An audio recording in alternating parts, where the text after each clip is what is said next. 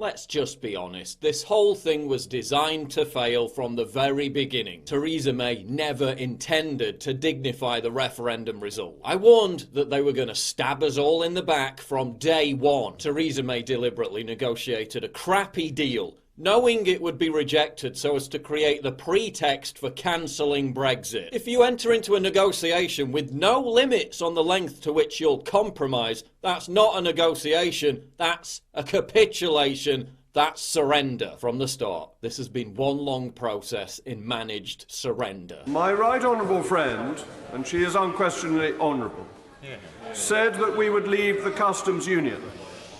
Annex 2 says otherwise. My right honourable friend said that she would maintain the integrity of the United Kingdom. A whole protocol says otherwise. My right honourable friend said that we would be out of the jurisdiction of the European Court of Justice. Article 174 says otherwise.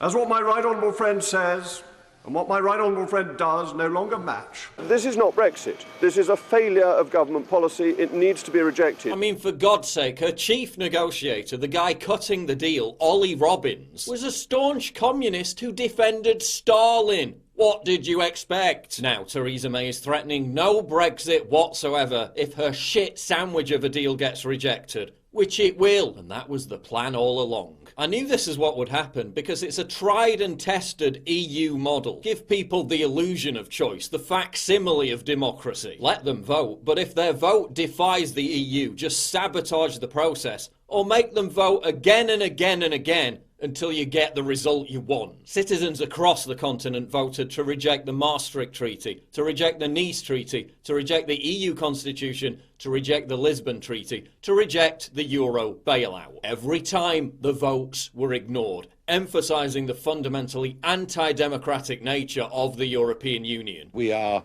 being asked to sign up to a deal that doesn't really give us Brexit, that betrays the greatest democratic exercise in this country. But I have to say, tonight, I'm feeling more optimistic. I'm seeing the resignations.